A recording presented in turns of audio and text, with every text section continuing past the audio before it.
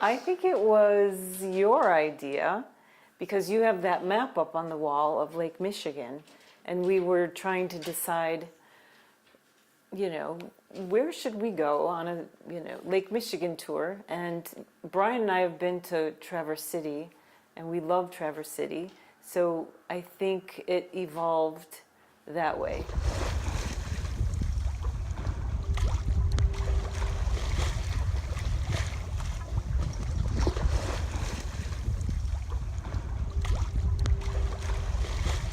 Being able to get, to a faraway port like Sutton's Bay, that's the farthest I've actually ever sailed on any trip.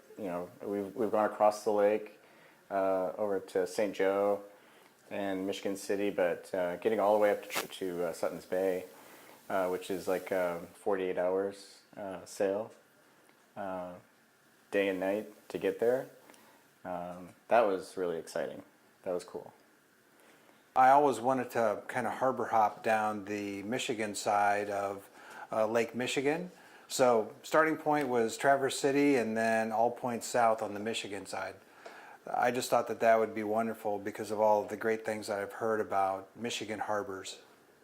We started out, we were going to have a rotation of 2 on and 2 off. There were 4 of us on the boat, and it wasn't too long before we realized that the conditions weren't that bad, so we realized we probably only needed 1 person on watch at a time, and just having 2 on and 2 off only allowed us 2 hours of sleep, which isn't very much, so it was a lot better for us to kind of change it to just having 1 person most of the time watching. While it was beautiful sailing at night, in the middle of the lake in late June, early July, it was still very cold. So we were pretty much freezing at night. It was down into the low 50s, is my best guess. I was kind of struck by the fact that there are so few boats out there. We didn't see that many boats at all. A couple of freighters, I think, but we didn't see a lot of other sailboats. So just kind of how alone you are out there, even though it's a lake. It's a pretty big lake. It's almost like an inland sea. So just kind of the vastness of it. It's pretty cool.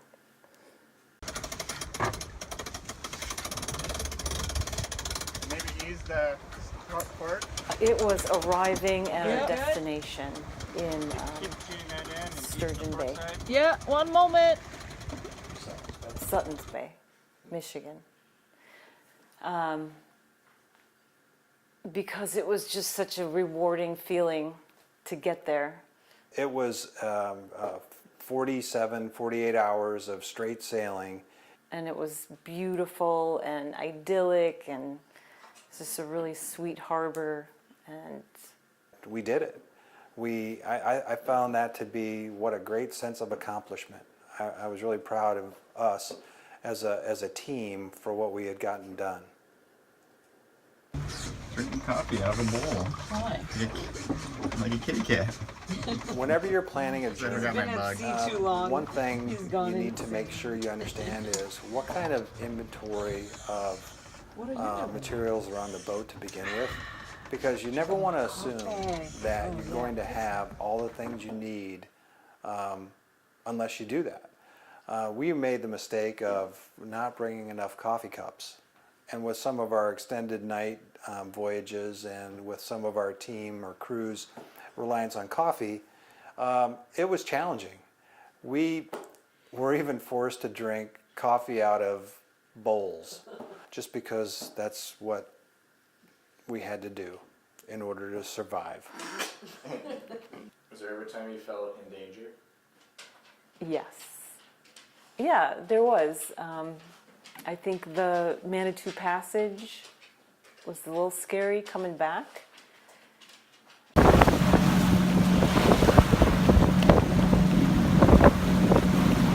Yeah, I'm not finding anything. I mean, farther up the shore it says 3.9. The light blue.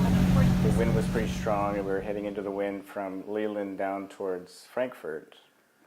We were seeing, 25 to 30 knot winds on a sustained basis, and that really prevented our way from making any headway south. I didn't feel like we had very good control of the boat. And I was a little concerned that things might actually get worse if we'd gone farther south, at least according to the sail flow and predict wind. It didn't look that good. So that was the beginning of the end of our Michigan harbor hopping journey, I believe. Keep doing what you're doing. Alright. Holding steady. Yep. Thinking back on it, it probably wasn't as bad as we realized. It was very uncomfortable, but I think we were making some headway, and I think we probably could have got there. But I was a little nervous about it. If we'd gotten a big gust or a big wave, who knows, we might have got knocked down. I think we would have been taking a risk, but I think we would have been fine. And we probably could have just, forged ahead, got there, stayed on the Michigan coast, and made it okay. I think if I were to do it again, I might just forge ahead and just keep going and not turn back. Although it was nice going to Sleeping Bear Bay. That was cool. I think it was kind of a hard decision for me to not go down the Michigan coast because I had tried to design the trip so that we would be able to take advantage of a lot of those harbors, and I've heard so many great things about them. But as we evaluated the wind conditions using various wind software apps that we had on our phones, we decided that the better course of action, because of heavy winds on the eastern side of the lake, we decided to move over to the western side of Lake Michigan. So we chose to go to Sturgeon Bay. We thought that that would be a nice viable destination, and then we were going to work our way down on the Wisconsin side of Lake Michigan. Alright, we are at the Bayview Bridge in Sturgeon Bay. And I'm having a nervous breakdown. The evening after the Manitou Passage, we took off around 10 p.m. So it was a total night sail and probably about a 20-hour journey to the east, if not more. And that was pretty exhilarating, and we had a nice time in Sturgeon Bay. We had a chance to stay overnight and relax at the marina there. And then we were kind of running short of time. So we needed to work our way south out of Sturgeon Bay and make it back to Chicago, and quite frankly I don't recall exactly how much time we had left, but we were sailing south out of Sturgeon Bay, and it was a beautiful afternoon, light winds. We had the Jenniker up, and we were cruising along and just enjoying ourselves immensely. And then as we were scanning the skies, we noticed that there were some big thunderheads off to the west of us, and as we checked out the radar, we realized that there were some fairly significant storms working their way towards us. So at that point we doused the Jenniker, and we lowered all the sails and just headed straight into Two Rivers, which was directly to our west. So that was the probably the most concerning part of the trip, because as we were working our way west towards the coast and the storm was moving kind of northwest to southeast, we saw just a tremendous amount of lightning. And the thing that concerns me the most being on a boat is getting struck by lightning.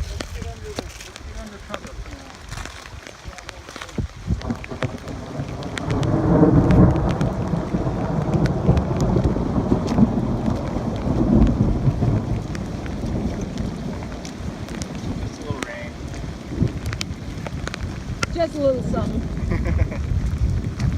A little something to spice up our trip.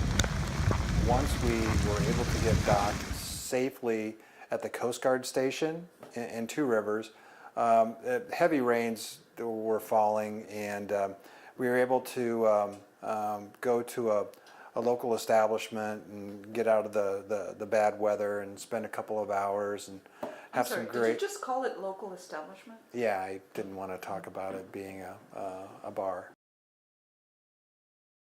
Calypso is a great coastal cruising boat. It'd be nice if it had a bigger holding tank.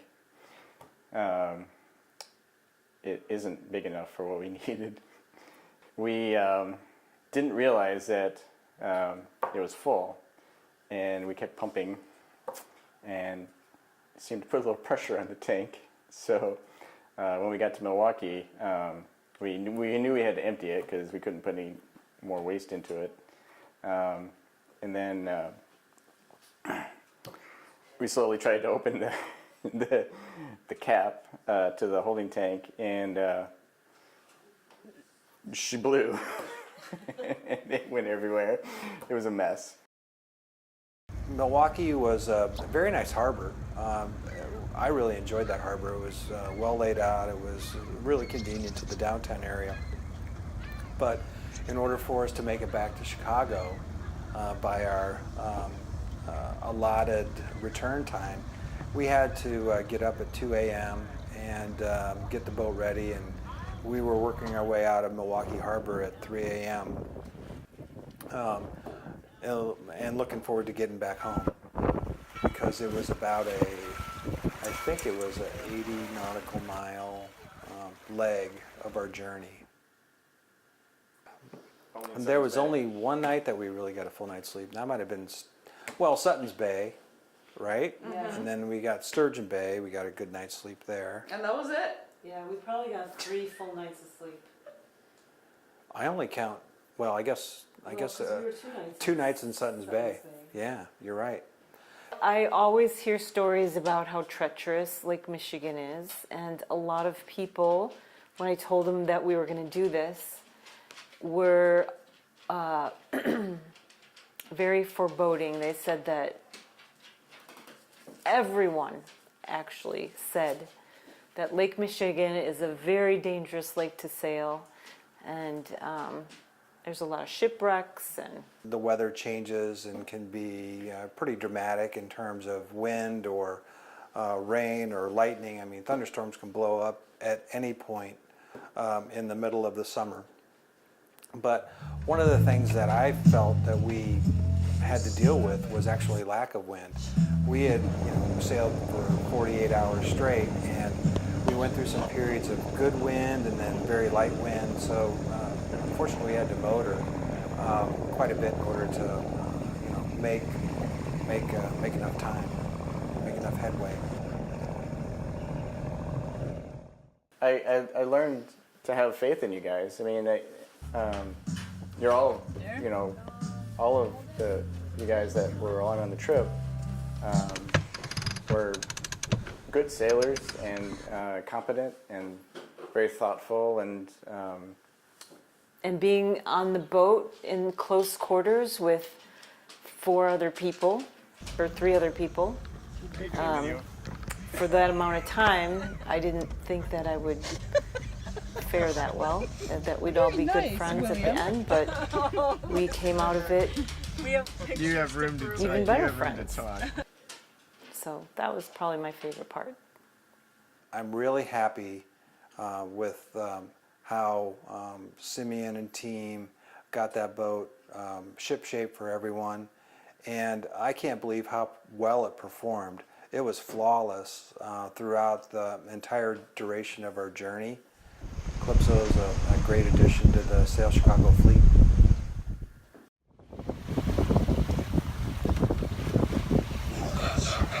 Oh my God!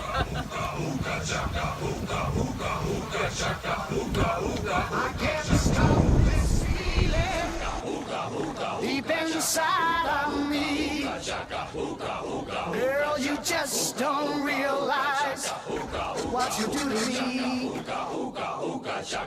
When you hold me in your arms so tight, you let me know everything's alright. I'm hooked on a feeling. I'm high on believing